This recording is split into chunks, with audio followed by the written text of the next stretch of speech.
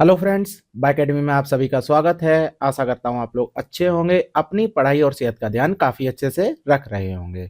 मेरा नाम योगेंद्र है और हम यहां पर वर्ल्ड हिस्ट्री पढ़ रहे हैं, जिसमें पहला टॉपिक हम देख चुके थे फ्रांसीसी क्रांति, फ्रेंच रेवोल्यूशन हमने देखा था। तो थोड़ा सा देख लेते हैं ओवरव्यू में कि क्या क्या हमने पढ़ा था। हम देख रहे थे क्रांति के कारण, जो रिवोल्यूशन हुआ था उसके कारण क्या क्या हैं, तो वो हम देख रहे थे। इसमें हमारा पहला कारण था सामाजिक कारण। सामाजिक कारण में हमने ये बताया कि जो फ्रांस का समाज है वो कितने भागों में विभाजित है, किस तरह का था। तो मध्यकालीन सामंती व्यवस्था मैंने बताई थी, उसमें 3 स्टेट बताए थे मैंने आपको, फर्स्ट सेकंड थर्ड, जिसमें पहले क्लर्जी आते थे, दूसरे में नोबेल हैं, तीसरे में पीजेंट्स क्लास है जिसमें आमजन भी होंगे। और पीजेंट्स क्लास के भी हमारे 3 पार्ट थे, जिसमें पहला पार्ट था उसमें धनी लोग, व्यापारी आ रहे थे, कर्मचारी आ रहे थे। दूसरे मध्यवर्गीय किसान थे और कारीगर आ रहे थे। तीसरा पॉइंट बचा, उसमें लैंडलेस लेबर थी। तो ये हमने देखा था फ्रांसीसी समाज। और इसमें हमने ये भी देखा था कि जो फ्रांसीसी समाज है उसकी राजनीतिक स्थिति क्या है, राजतंत्रात्मक है, जिसमें एक राजा होना चाहिए। ये हम राजनीतिक कारण में भी फिर से चर्चा करेंगे। आर्थिक कारण में हमने क्या किया था, आर्थिक कारण में हमने बताया था कि जो आबादी है वो 90% है, उसमें किसान है। और अगर हम भूमि वितरण देखें तो भूमि वितरण में क्या है, 60% जो भूमि है वो किनके पास है, पादरी वर्ग के पास, कुलीन वर्गों के पास और धनी व्यापारी या कर्मचारियों के पास है। तो ये आपको दिक्कत हो रही थी ब्लू कलर में, इस वजह से मैंने इस कलर को भी चेंज कर दिया है, तो आपको तो कोई दिक्कत नहीं है ना। तो अब बात हो रही थी विशेषाधिकार। दूसरा जो पॉइंट है इसमें आर्थिक कारण, तो आर्थिक कारण में पहला कारण तो हमने यही देख लिया था कि जो वितरण है, भूमि का वितरण है वो असमान है, जिसकी वजह से समस्या पैदा हो रही है। दूसरी प्रॉब्लम थी विशेषाधिकार। इसमें हमने बताया था कि जो कुलीन वर्ग और पादरी वर्ग है इनको एक जन्मजात विशेषाधिकार है, करों में छूट। और जो कुलीन वर्ग है वो किसानों पर एक कर लगाते हैं जिसका क्या नाम है, सामंती कर है। ठीक है। और जो पादरी वर्ग है वो किसानों पर एक कर लगाते हैं, वो क्या था, दशमांश या टायद। तो नाम याद रखने हैं बहुत अच्छी तरीके से, क्वेश्चन यही आ रहे हैं। तीसरा पॉइंट ये भी था कि जो सरकार को कर देना होता था इन्हें, तो 2 तरीके से सरकार को कर देना होता था, प्रत्यक्ष कर और अप्रत्यक्ष कर। जो प्रत्यक्ष कर था उसे टाइल कहते थे, जो अप्रत्यक्ष कर था वो तो साधारण वस्तुओं पर लगता है, जो रोजाना प्रयोग होने वाली डेली नीड्स जो होती हैं आपके, उन पर लगता है। तो ये हमने देख लिया था। तो अब हम स्टार्ट करेंगे राजनीतिक कारण। रिवीजन करवा दिया है जिससे आपको कोई प्रॉब्लम ना हो, कोई भी दिक्कत ना हो, परेशानी ना हो। तो आप पुरानी क्लास तो देखेंगे नहीं, रिवाइज तो करेंगे नहीं खुद से, तो हमें ही सब कुछ करवाना पड़ रहा है, सब कुछ कर रहे हैं। ठीक है। तो अब इसमें क्या है, राजनीतिक कारण में क्या हमें पढ़ना है कि जो वहां की राजनीतिक स्थिति थी, जो फ्रांस की राजनीतिक स्थिति थी, उसमें क्या समस्या थी वो हम देखेंगे कि क्या ही प्रॉब्लम आने लगी। तो एक क्वेश्चन की वजह से हमें पूरा जो लुइस का जो साम्राज्य था वो हमें पढ़ना पड़ता है, क्योंकि एक क्वेश्चन आ चुका है 2021 में, और अगर मैंने वो नहीं पढ़ाया तो आप तो कहेंगे कि पढ़ाया नहीं है, और क्वेश्चन आने की संभावना भी है। तो पहला पॉइंट है राजनीतिक कारण में, जो फ्रांस के राजा होते थे, फ्रांस के राजा फ्रांस को पर्सनल प्रॉपर्टी समझते थे।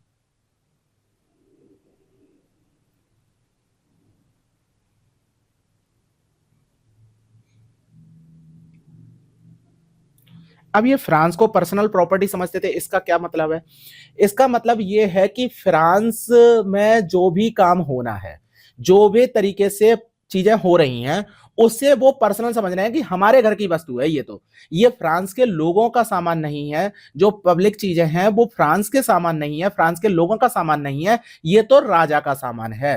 तो इस तरह की कोई एक ऑटोक्रेसी वहां पर थी। ठीक है। तो वहां पर कैसा तंत्र था, ऑटोक्रेसी था। ऑटोक्रेसी या फिर हम क्या कह सकते हैं, मोनार्की कह सकते हैं। तो ये भी क्वेश्चन आ चुका है आपका। तो मोनार्की था, राजशाही तंत्र था। ये माना जाता था कि जो फ्रांस के राजा हैं वो फ्रांस को क्या समझते हैं, पर्सनल प्रॉपर्टी समझते हैं। और क्या ये व्यवस्था शुरुआत से थी या फिर जो लुई 16 में आए थे तब से थी, तो ये व्यवस्था हम देखते हैं। अगर हम क्रम देखें तो क्रम भी हमें याद करना पड़ेगा, क्योंकि क्वेश्चन आ चुका है जैसा मैंने बताया था।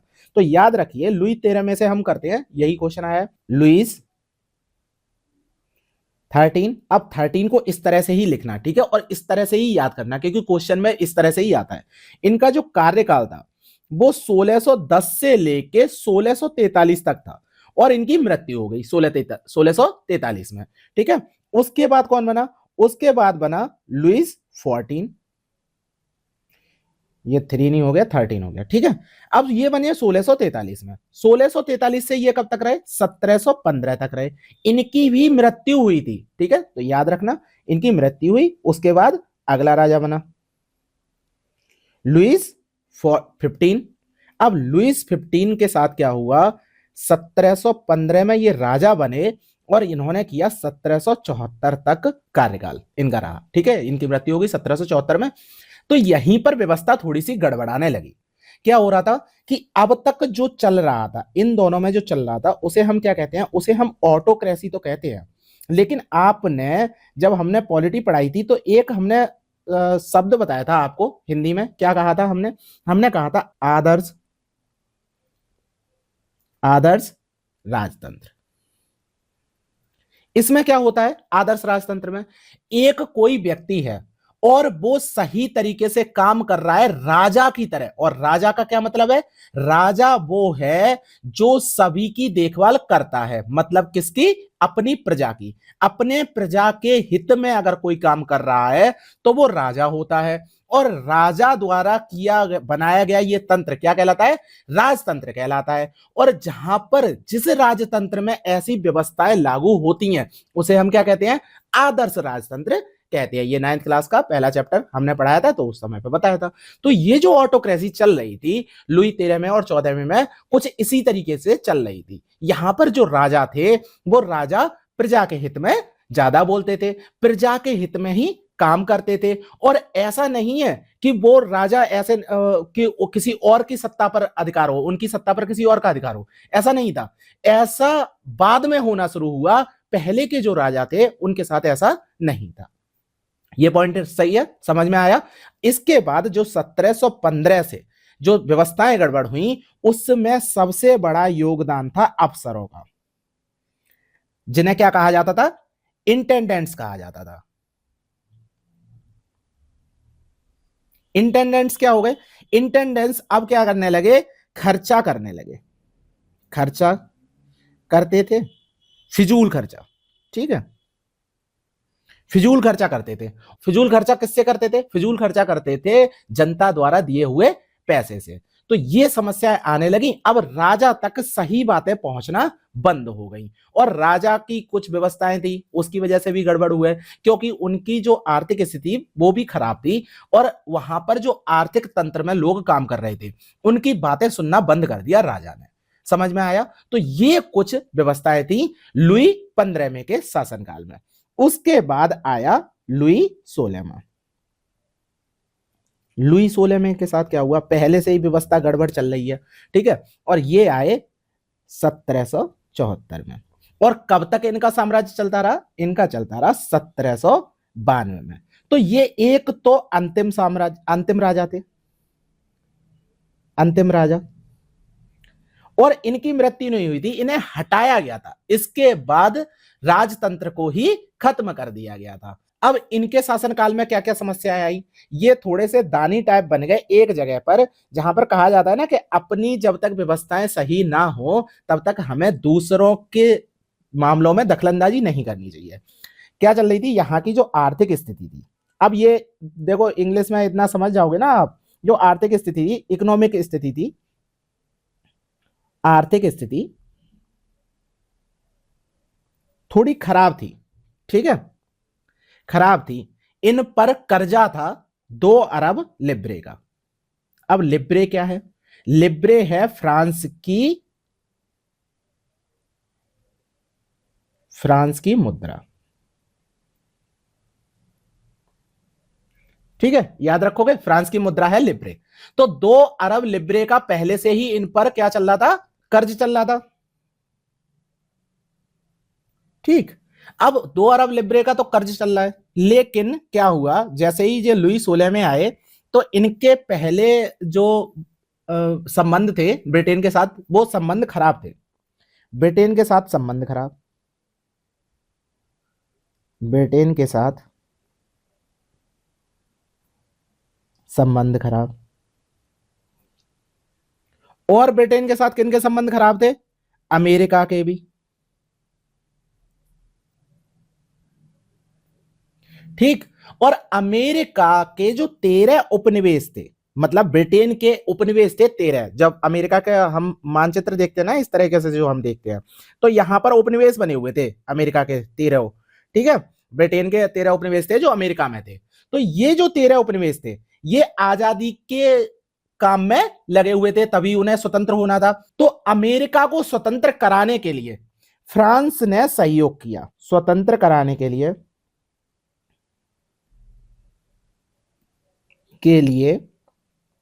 लुई सोलेमे का सहयोग।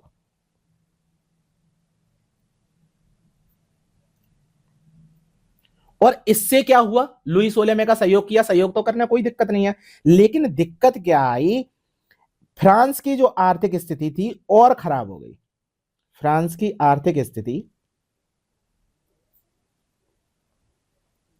और ज्यादा खराब हो गई। और ज्यादा कैसे खराब होगी, कितनी खराब हो गई, और ज्यादा खराब, और हुई कितनी, हुई उन पर 10 अरब लिब्रे का, 10 अरब लिब्रे का इन पर कर्जा आ गया, कर्जा आ गया। अब कर्जा आ गया, ये तो समस्या हो ही गई। एक तो कर्जा आ गया, पहले से था 2 अरब लिब्रे का, तो 12 अरब लिब्रे का कर्जा हो गया। और ये कर्जा किन से ले रहे थे, आम जन से भी ले रहे थे कर्जा, जो बड़ी बड़ी कंपनीज होती हैं उनसे कर्जा ले रहे थे। अब जब कर्जा इतना ले लिया, तो जो जब जैसे स्थिति खराब हो जाती है ना, कोई व्यक्ति अगर जैसे दब रहा हो, तो क्या किया जाता है, जो दूसरे लोग हैं वो उसे और दबाने की कोशिश करते हैं। तो जब कर्ज लिया था, जिन लोगों से कर्ज लिया था, जो कर्जदाता थे, वो कर्जदाता अब क्या करने लगे, कर्जदाता ब्याज बढ़ाने लगे। जो इंटरेस्ट रेट होता है ना, इंटरेस्ट रेट बढ़ाने लगे। ठीक है, समझ में आया, कर्जदाता इंटरेस्ट रेट बढ़ाने लगे, तो समस्या तो और ज्यादा विकराल होने लगी। और इस स्थिति में आ गया कि जो वहां की व्यवस्था थी वो पूरी ही खत्म होने वाली थी।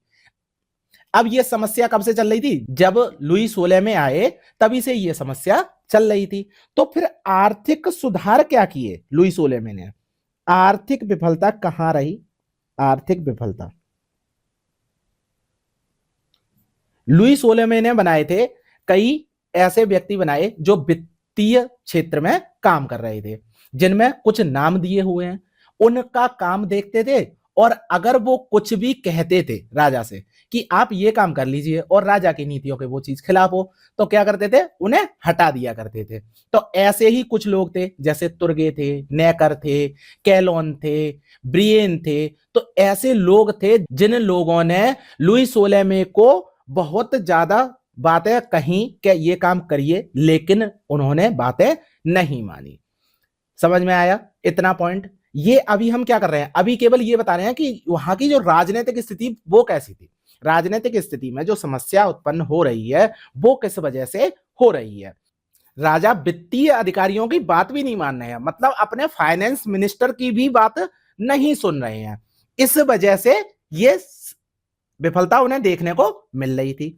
इसके बाद एक और समस्या आई कि क्या हो रहा था कि एक एस्टेट जनरल था, जो हमने बताया था ना, जो 3 एस्टेट थे, उस एस्टेट का भी एक गठन किया गया था, एस्टेट जनरल का गठन। ठीक है, वहां पर लिख लीजिए एस्टेट जनरल का गठन, एस्टेट जनरल का गठन किया गया था। और इसका कार्य क्या था, कार्य था राजा पर अंकुश लगाना, राजा पर अंकुश लगाना, मतलब जो भी राजा काम करने वाला है उस पर अंकुश लगाएगा। लेकिन समस्या क्या है इसमें, कार्य तो ये है राजा पर अंकुश लगाना, और राजा के लिए वित्त का आयोजन। वित्त का आयोजन कैसे हो सकता है, वित्त का आयोजन हो सकता है टैक्स लगाकर। तो जो टैक्स का प्रयोजन होता था वो एस्टेट जनरल ही किया करती थी। अब जो एस्टेट जनरल कैसे काम करती थी, एस्टेट जनरल की सिटिंग हुआ करती थी और उसमें सभी लोग फैसला लिया करते थे कि देखिए टैक्स को बढ़ा दिया जाए या टैक्स को कम कर दिया जाए, ये सारी चीजें करते थे। और इसमें राजा अगर अपनी शक्तियों को बांध ले, राजा की जो दैवी शक्तियां, वो कहने लगा कि हमारे पास दैवी शक्तियां हैं, अगर वो इस तरह की काम प्रयोग करता है तो एस्टेट जनरल उसे रोकती थी, ये काम होता था। समस्या ये थी कि जो एस्टेट जनरल है इसका प्रमुख मतलब हेड कौन हुआ करता था? राजा ही हेड हुआ करता था। अब सोचिए, अगर मान लीजिए कि जैसे अपना कोई एक न्यायालय है, ठीक है, अपने न्यायालय में क्या हो रहा है कि जो चीफ जस्टिस है उन पर ही कोई एक केस आए और कहा जाए कि इस केस को आपके ही न्यायालय में लड़ा जाएगा और आप ही इस पर निर्णय दो। क्या अपना चीफ जस्टिस ये काम करेंगे कि हमारे हमारे ऊपर ही कोई एक केस आया और हम ही उससे सॉल्व करें? अगर सॉल्व करेंगे तो फिर हम ही गलत ठहराए जाएंगे ना। तो ये काम राजा के साथ वही स्थिति आ गई और उसने क्या करना शुरू कर दिया? एस्टेट जनरल की सिटिंग को बंद कर दिया। एस्टेट जनरल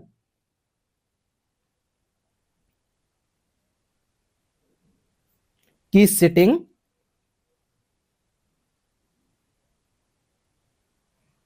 बंद कर दी। लास्ट सिटिंग जो उसकी हुई थी, लास्ट सिटिंग कब हुई थी?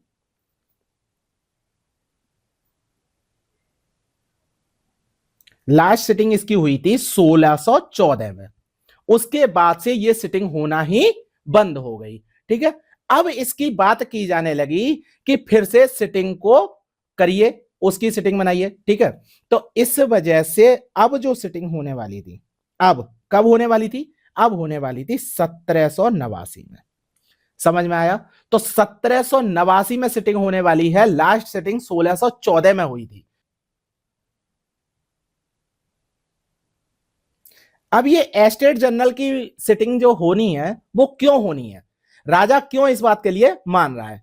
क्योंकि जब उस पर 12 अरब लिब्रे का, जो ये 10 अरब लिब्रे का अभी हुआ, 2 अरब लिब्रे का पहले से चल रहा था उस पर कर्जा, उस कर्जे को खत्म करने के लिए टैक्स था, उस टैक्स को इंक्रीज करना है। जब टैक्स को इंक्रीज करना है तो टैक्स को इंक्रीज कौन करवा सकता है? वो करवा सकता है एस्टेट जनरल।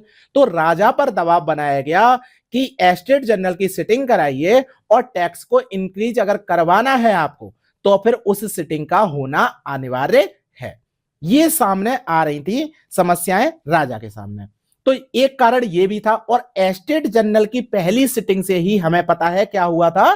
फ्रांसीसी क्रांति शुरू हुई थी। तो यह भी एक प्रमुख कारण है, एस्टेट जनरल की सिटिंग ना होना, आर्थिक स्थिति खराब होना और जो राजा है, राजा के जो कार्य हैं वो दूरदर्शी नहीं थे, जिसमें वो लोगों की बात सुन ही नहीं रहा था, अपने फाइनेंस मिनिस्टर की बात सुन ही नहीं रहा था। नेकर ने बहुत अच्छे अच्छे प्रस्ताव रखे उसके सामने, लेकिन वो सुन ही नहीं रहा था उनकी बात।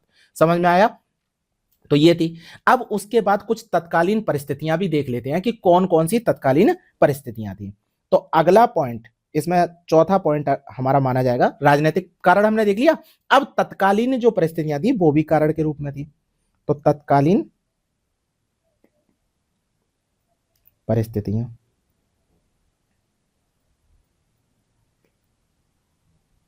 मिड 18th सेंचुरी की हम बात करें, 18th सेंचुरी की हम बात करें तो 1700 से लेकर चल रहे हैं। 1700 से शुरुआत में, मतलब 18th सेंचुरी की शुरुआत में कैसी स्थिति चल रही थी? जो फ्रांस की अर्थव्यवस्था थी वो नॉर्मल थी। ठीक है, ये नहीं कह सकते कि बहुत ज्यादा है, बहुत अच्छी है, लेकिन जो फ्रांस की अर्थव्यवस्था थी वो सामान्य थी। तो फ्रांस की अर्थव्यवस्था सामान्य थी। ठीक है, ना ज्यादा थी ना कम थी, कम तो बिल्कुल भी नहीं थी। इसमें क्या हो रहा था? वृद्धि हो रही थी, वृद्धि हो रही थी, मतलब इंक्रीज तो हो रहा है, जो उनकी व्यवस्था है वो इंक्रीज तो हो रही है, जो अर्थव्यवस्था है, मतलब जीडीपी है वो ग्रोथ कर रही है, जीडीपी ग्रोथ हो रहा है।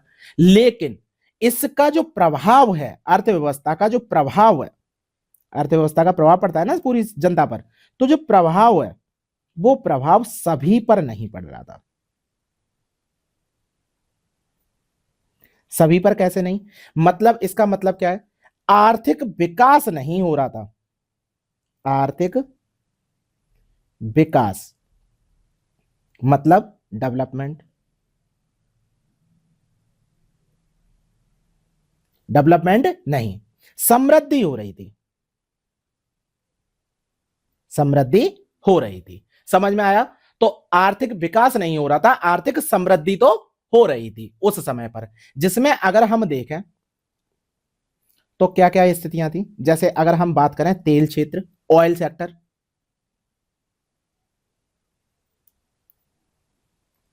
तेल क्षेत्र। इसके बाद हम बात करें चीनी क्षेत्र, मतलब शुगर केन, कॉटन टेक्सटाइल, सूती वस्त्र। उसके बाद अगर बात करें औपनिवेशिक वाणिज्य,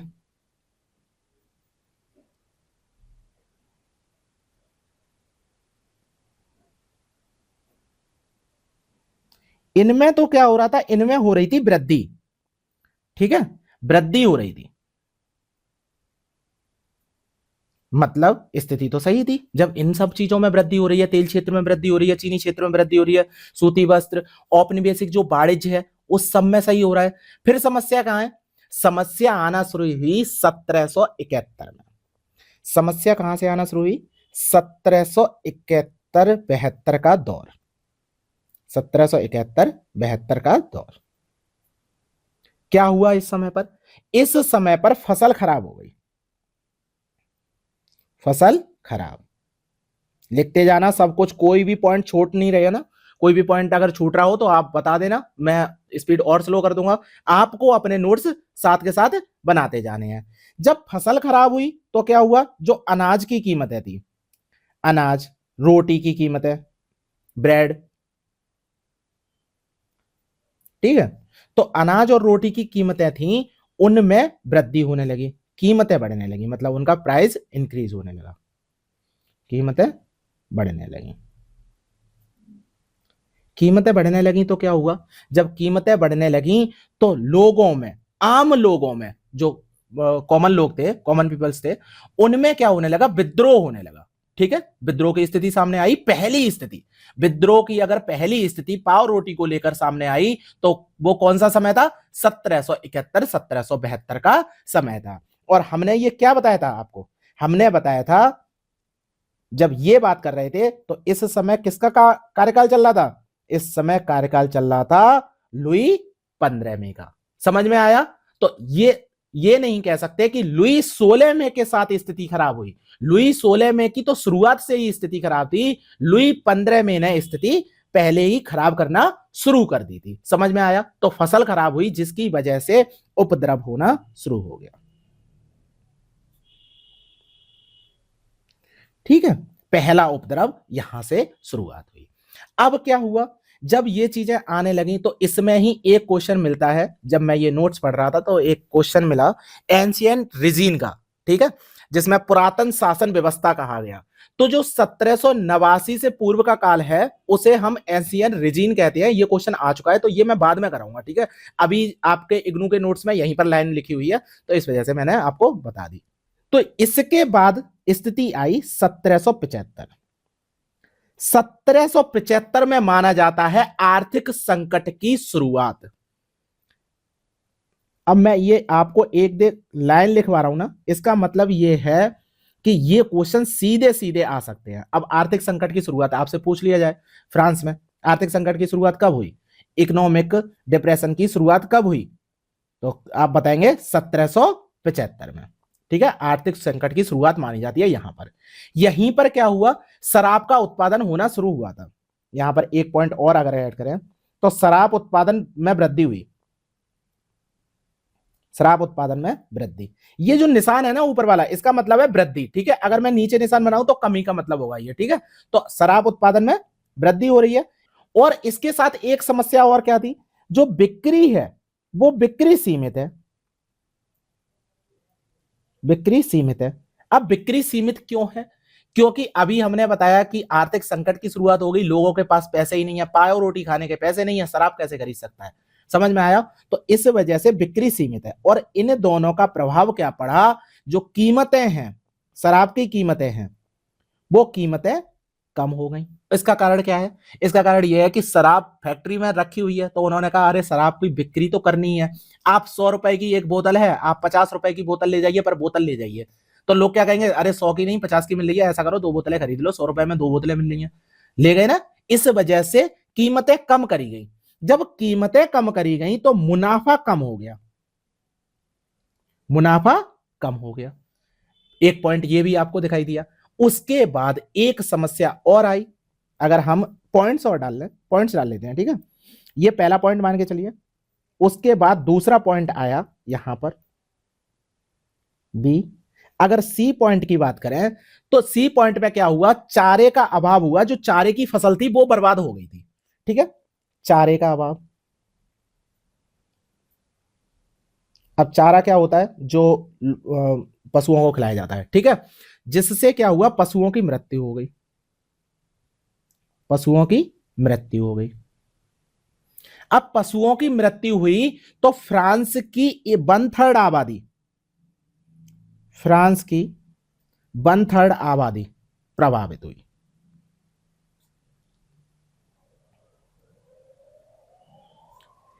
पशुओं के मरने से, क्योंकि क्या होता है, रोजगार के उत्पादन में पशुओं की बहुत बड़ी भूमिका होती है। और जो किसान वर्ग थे, पीजेंट्स क्लास थी, मैंने आपको पहले ही बताया था, जो पीजेंट क्लास थी, तो वो किस पर निर्भर कर रही है, वो तो भाई केवल खेती पर ही निर्भर कर रही है ना। और जब पशुओं की मृत्यु हो जाती है तो उनके उत्पादन का दूसरा जो प्रयोग किया जाने वाला सबसे बड़ा जो उन्हें प्रॉफिट देता था, वो ही समस्या से ग्रसित हो गया। जब फसल नहीं हो पा रही थी तब तक तो ठीक था, पशुओं की भी मृत्यु हो गई, अब उन्हें दूध से, मांस से जो प्रॉफिट हो रहा था वो भी खत्म होने लगा, जिससे जो पीजेंट क्लास थी उनके पास तो ये हालत हो गई कि एक वक्त की रोटी खरीदना भी उनके लिए मुश्किल हो गया। समस्या यहां तक नहीं रुकी, कंगाली तो चली रही है। आटा गीला कब हुआ, आटा गीला हुआ डी समस्या को लेकर। डी समस्या में क्या हुआ, समय था 1787। 1787 में भयंकर ओलावृष्टि हुई।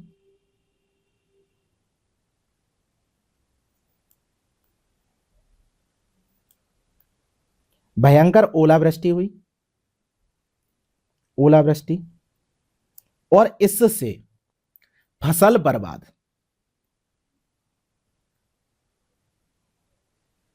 बहुत ज्यादा ठंड पड़ी, ठीक है, सूखा आ गया और अनाज संकट की स्थिति पैदा हो गई, अनाज संकट की स्थिति पैदा हो गई। अनाज संकट की जैसे ही स्थिति पैदा हुई वैसे ही क्या हुआ, अनाज की जो कीमतें हैं, कीमतें बढ़ने लगी और ये कीमतें 2 टाइम्स तक बढ़ गई, दोगुनी कीमतें हो गई। जब दोगुनी कीमतें हो गई, लोगों की समस्या और विकराल हो गई। अब तो लोगों को समझ में ही नहीं आ रहा कि हम करें कहां, करें क्या।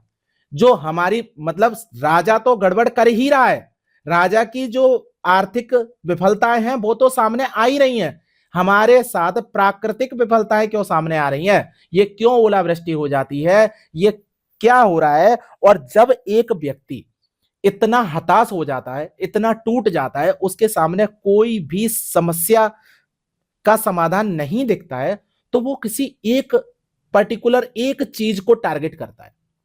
और तब उसे टारगेट करने के लिए कौन मिल रहा था, राजा। और अपने ऊपर होने वाले प्रत्येक अत्याचार का एकमात्र कारण राजा उन्हें दिखने लगा। इस वजह से उन्होंने कहा हमारे साथ जो भी हो रहा है वो राजा ही कर रहा है, अगर हम राजा के खिलाफ जाएं तो हमारा भला हो सकता है। अब यहां तक ही चीजें नहीं रुकी, एक समस्या और आई थी, वो और बीच में रह गया है, तो वो मैं थोड़ा सा बता दे रहा हूं। जो ई पॉइंट है वो भी आप नोट डाउन करिए और मैं बता दूंगा कि किस जगह पे नोट डाउन करना है।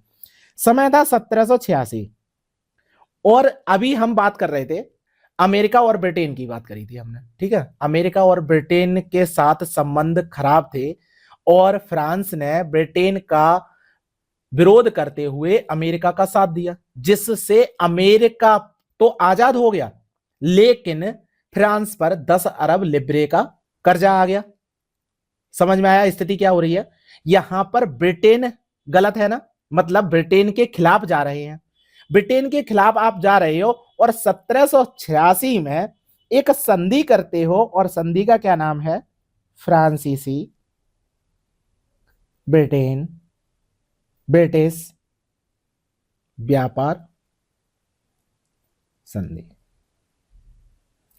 अब ये क्या है, इसमें समस्या क्या उत्पन्न हुई, जो ब्रिटिश लोग थे, ब्रिटिश लोगों के साथ उन्होंने एक संधि की कि हम क्या कर रहे हैं, ट्रेड एग्रीमेंट कर रहे हैं। ट्रेड एग्रीमेंट हुआ फ्रांस और ब्रिटेन के साथ।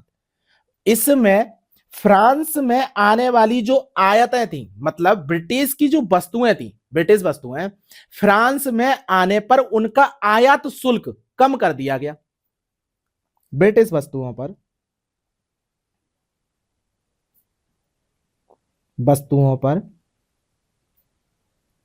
आयात शुल्क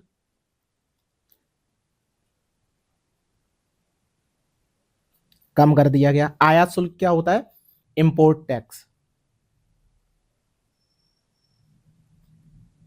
इंपोर्ट टैक्स कम कर दिया गया।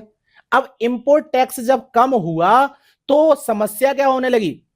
समस्या ये उत्पन्न होने लगी कि जो आम जनते वो ये कह रहे थे कि हमारे ऊपर जो घाटा हुआ वो हुआ ब्रिटेन की वजह से, और ब्रिटिश लोगों को आपने जो ट्रेड एग्रीमेंट किया है उसमें जो इंपोर्ट टैक्स है वो कम कर दिया। अब टैक्स की जो कीमतें हैं वो आप हमसे ले रहे हो। क्यों ले रहे हो? क्योंकि मैंने शुरुआत में ही बताया था कि जो टैक्स सरकार द्वारा लिया जाता है वो किनके द्वारा, डायरेक्ट और इनडायरेक्ट टैक्स किन पे लगता है? वो थर्ड स्टेट पे लगता है। तो एस्टेट इसी वजह से परेशान थी कि जो आप कमा सकते हो वो आप अन्य लोगों से नहीं कमा रहे हो, सारा ही प्रभाव हम पर ही डाल रहे हो, हम लोगों पर ही डाल रहे हो।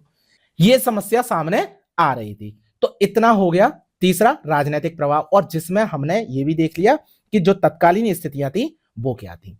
अब इसमें आग बबूला करने वाले कौन लोग थे, मतलब लोगों को समझ में कैसे आ रहा है कि हमारे साथ कुछ गलत हो रहा है। जब गलत हो रहा है और लोगों को समझाने के लिए एक विंग काम करती है, वो विंग क्या होती है? वो होती है दार्शनिकों की विंग। दार्शनिकों का प्रभाव, जो फिलोसफर होते हैं वो सबसे ज्यादा प्रभाव डालते हैं। तो दार्शनिकों का प्रभाव था इंपैक्ट ऑफ फिलोसफर।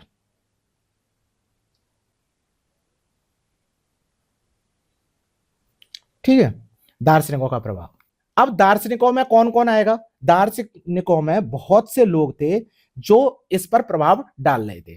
केवल देसी ही लोग नहीं, जो लोग काम करते हैं वो लोग ही नहीं, कुछ लोग ऐसे भी थे जो फर्स्ट स्टेट और सेकंड स्टेट से भी आते थे। तो पहला नाम अगर मैं लूं तो पहला नाम इसमें काम करता है वो है जियो जॉक रूसो का। अब स्पेलिंग आप याद रखना, क्योंकि जब आती है स्पेलिंग तो आपको Jean Jacques Rousseau, Jean Jacques Rousseau, John Jacques Rousseau ऐसा कुछ लिखा हुआ मिलेगा हिंदी में। तो आपको स्पेलिंग याद रखनी है और थोड़ा सा नाम याद रखिए, जैसे रूसो आपने याद रख लिया, ठीक है, तो रूसो से आप समझ जाएंगे, जियो जॉक रूसो। ऐसे व्यक्ति जिन्होंने क्या बोला? इन्होंने बोला कि जो स्वतंत्रता है वो बहुत जरूरी है। हम लोगों को सामाजिक अनुबंध की अगर बात की जाए, मतलब समाज की बात की जाए, सामाजिक अनुबंध ही इनकी किताब थी, एक सोशल कॉन्ट्रैक्ट करके किताब थी, ठीक है, सोशल कॉन्ट्रैक्ट, नाम याद रखना है, क्वेश्चन आ चुका है। तो इन्होंने बोला था कि मनुष्य पैदा होता है फ्री, मतलब मनुष्य एकदम स्वतंत्र पैदा होता है, लेकिन जैसे जैसे वो बढ़ता है, उसकी आयु बढ़ती है, वो धर्म में, समाज में, लोगों की बातों में इस तरह से उलझता जाता है कि लास्ट में वो परतंत्र हो जाता है। समझ में आया? तो इन्होंने बोला कि जो समाज है वो लोगों की परतंत्रता का कारण है। तो याद रखना है आपको, जो इनकी बुक थी उस बुक का नाम क्या था? उस बुक का नाम था, बुक नंबर 1, सारे नाम याद रखने हैं, ठीक है, जो भी नाम है वो आ चुके हैं, एक क्वेश्चन में नहीं अगले में आ चुके हैं, अगले पेपर में नहीं दूसरे में आए हैं। सोशल कॉन्ट्रैक्ट, सामाजिक अनुबंध। अब सामाजिक अनुबंध भी आप याद रख लीजिए, वैसे तो सामाजिक अनुबंध कहीं पर आपको नाम लिखेगा मिलेगा, और अगर आप बीपीएससी का क्वेश्चन देखेंगे तो उसने जाने क्या ही लिख दिया है, इस वजह से सोशल कॉन्ट्रैक्ट आपको क्वेश्चन का नाम याद रखना है, मतलब इनकी जो बुक है उसका नाम याद रखना है, जिसमें उन्होंने क्या कहा? उन्होंने कहा कि man is born free but anywhere he is in chain. ठीक है, ये आपको याद रखना है। अगर किसी व्यक्ति के बारे में बात की जाए तो वो पैदा तो स्वतंत्र होता है, लेकिन समाज की कुरीतियों के साथ वो जुड़ता जाता है और वो बंधनों में बंध जाता है, ऐसा कुछ उन्होंने कहा। इसके बाद उन्होंने एक और डिस्कोर्स निकाला,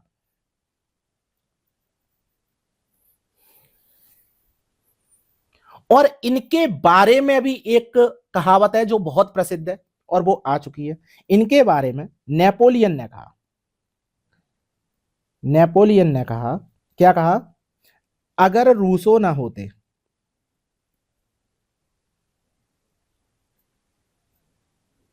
होता तो फ्रांस की क्रांति नहीं होती,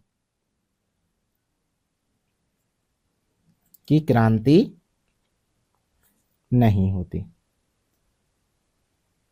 अब रूसो नहीं होते तो फ्रांस की क्रांति नहीं होती, इतना बड़ा स्टेटमेंट नेपोलियन ने दिया। और नेपोलियन आएगा बाद में, जब नेपोलियन आएगा तो देखेंगे आपके नेपोलियन से महान कोई है नहीं, जब उनकी बातें सुनेंगे आप तो।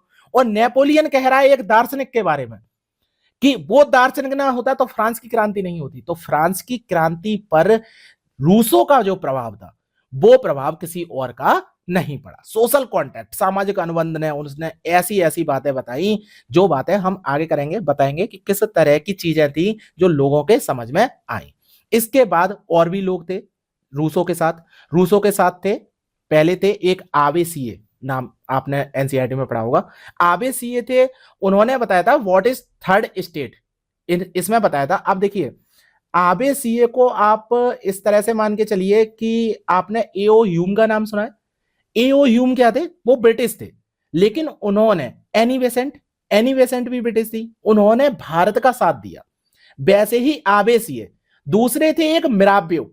तो आबे और मिराबियो ऐसे लोग थे जो फर्स्ट स्टेट और सेकंड स्टेट से ताल्लुकात रखते थे, और वो किसका साथ दे रहे हैं? वो साथ दे रहे हैं थर्ड स्टेट का। तो समझ में आया कि इस तरीके से भी लोग थे। इसके बाद अगर हम बात करें डेनिस दिदरो, डेनिस दिदरोट थे, दिदरोट यार लिखा होगा या दिदरो लिखा होगा, ठीक है, तो इसमें भी कंफ्यूजन नहीं करना।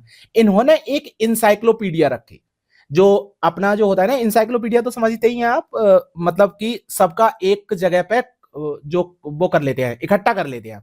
जैसे बहुत सी इन्होंने सभी लोगों ने बहुत से विचार रखे, अब इन विचारों को एकत्रित करके एक जगह पर रख दिया, उसे कहते हैं इंसाइक्लोपीडिया। तो इंसाइक्लोपीडिया बनाई वो कौन थे? वो थे डेनिस दिदरो। और डेनिस दिदरो के साथ केवल डेनिस दिदरो ही नहीं थे, कुछ लोग और थे, एल्बर्ट थे, हॉलवेज थे, तो ये लोग भी इसमें शामिल थे। इसके बाद एक और थे मॉन्टेस्क्यू। तो मॉन्टेस्क्यू के बारे में भी पढ़ना है, सामाजिक जो उन्होंने रखा था, जो संवैधानिक राजतंत्र की जो बात की थी उन्होंने, कॉन्स्टिट्यूशनल मोनार्की। तो कॉन्स्टिट्यूशनल मोनार्की जो हम पढ़ते हैं कि मोनार्की में कॉन्स्टिट्यूशन हो जाए, ये संभव है, तो ये बोला था मॉन्टेस्क्यू ने कि कॉन्स्टिट्यूशनल मोनार्की हो सकती है, ठीक है। तो ये नाम भी आपको याद रखना है। तो इस तरीके से दार्शनिक प्रभाव हम देखेंगे कल की क्लास में। आज की क्लास में इतना ही रहने देते हैं, और जितने भी मैंने नाम बताए उन सबको क्या करिए, आप दोबारा क्लास को बैक करिए और बैक करके फिर से उनके नाम सारे सुन लीजिए। जब आप उनके नाम सुन लेंगे तो कल हम क्लास में नोट डाउन कराएंगे, तो उस समय पर आपकी थोड़ी सी खाका पहले से बना हुआ होगा। क्या होता है कि ये क्वेश्चंस इतनी रिपीटेशन में आते हैं और बहुत ज्यादा गलत हो जाते हैं, तो आपको याद रखने हैं, ठीक है। तो यहां पर कर दीजिए लाइन इस जगह पर, और लाइन करके लिख दीजिए क्लास 3। आपके नोट्स प्रॉपर बनते जा रहे हैं, और इसमें यही जो दूसरे हैं यहां से शुरुआत करेंगे। किन से शुरुआत करेंगे? मॉन्टेस्क्यू से। तो मॉन्टेस्क्यू के बारे में कल हम देखेंगे। आज की क्लास इतनी ही रखते हैं। लेक्चर पसंद आ रहे हैं तो लाइक करिए, लोगों के साथ शेयर जरूर कीजिए, और बाकी के कमेंट करके मुझे बताइए कि क्लासेस कैसी लग रही हैं, समझ में आ रहा है, आपको कुछ और पढ़ने की जरूरत नहीं पड़ रही होगी। मैंने आपको पहले ही बताया था कि अगर, हाँ एक और चीज मैं आपसे पूछ लेता हूं, कैसा रहा आपका एक्सपीरियंस इग्नू को पढ़ के? समझ में आ रहा है कुछ? मैं कह रहा हूं कि बहुत मुश्किल से समझ में आती है इग्नू की बुक, तो इतना आसान मत समझिए, थोड़ा सा पेशेंस रखिए, और जो मैं पढ़ा रहा हूं बस वही पढ़ते रहिए, कुछ और पढ़ने की जरूरत नहीं है। एनसीईआरटी भी यहां तक कि इतना मत पढ़िए, आपको मैं हिस्ट्री तो ऐसे पढ़ाऊंगा कि आपके सारे क्वेश्चंस यहीं से आएंगे, ठीक है, कहीं और से बनाने की जरूरत नहीं है, भागने की जरूरत नहीं है। 4 जगह पर आप पढ़ेंगे, उससे मैं पढ़ के आपको बता रहा हूं ना, सारा कुछ बता रहा हूं मैं आपको, तो आप केवल इसी पे ध्यान रखिए, फोकस रखिए, और ये नोट्स आपको प्रॉपर बनाने हैं। कुछ लोगों को प्रॉब्लम है हिंदी और इंग्लिश में, तो आप एक काम करिए, देखिए बेटा, हर एक पॉइंट को मैं इंग्लिश में और हर एक पॉइंट को हिंदी में मैं नहीं लिख सकता हूं। कुछ चीजें हैं जो हिंदी में रहेंगी, कुछ चीजें इंग्लिश में रहेंगी, तो मेरे भी कुछ सीमाएं हैं, मैं जितना कर पा रहा हूं, आपने देखा होगा कि मुझे इंग्लिश इतनी नहीं आती है, लेकिन फिर भी मैं पूरी कोशिश कर रहा हूं कि आपको हर एक शब्द को इंग्लिश में बताने की कोशिश करूं। ठीक है, तो ये मैं अपनी सीमाएं बढ़ा रहा हूं, आप क्यों नहीं बढ़ा पा रहे हो? आप भी बढ़ाइए अपनी सीमा थोड़ी सी, आप भी करिए काम थोड़ा सा अपने ऊपर। जब तक आप नहीं काम करेंगे तब तक आप कैसे सफल होंगे? ठीक है, और आप एक टीचर बनने जा रहे हैं, आप स्टूडेंट नहीं है, आपको एक डिग्री नहीं मिल रही है, आप टीचर बनने जा रहे हैं। तो टीचर बनेंगे तो आपको खुद में सुधार करना पड़ेगा। एक स्टूडेंट आपसे कह रहे कि सर आप ये करा दीजिए, और आप वो नहीं कराएंगे क्या? आप उन्हें टाल देंगे? टाल तो नहीं सकते हैं। तो इसी वजह से मैं कह रहा हूं अच्छा टीचर बनना है, वैसे तो आप टाल भी सकते हैं, अच्छा टीचर बनना है तो थोड़े से बदलाव आप में भी करिए, और चीजों को खुद के हैंड से भी कुछ करने की कोशिश किया करिए। कम से कम हिंदी और इंग्लिश ट्रांसलेशन तो आप कर ही सकते हैं। वैसे तो मैं करने की कोशिश कर रहा हूं पूरा। अगर आप कुछ भी चीजें होती हैं तो आप क्या करिए, कमेंट में बता दिया करिए कि सर इसका ये कर दीजिए। समझ में आया ना? तो ये काम आप भी करिए, टेंशन मत लीजिए, पूरा सिलेबस मैं कराऊंगा। और मैं कह रहा हूं 30 में से 28 नंबर आपके यहीं से बन जाएंगे। तो लेक्चर इतना ही। Thank you very much.